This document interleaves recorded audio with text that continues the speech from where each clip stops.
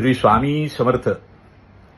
मी मांसाहार केला आहे, आता मी स्वामींची सेवा कशी करू, असा जर प्रश्न तुझ्या मनामध्ये निर्माण झाला असेल तर तो प्रश्न पूर्णतः मिथ्या आहे.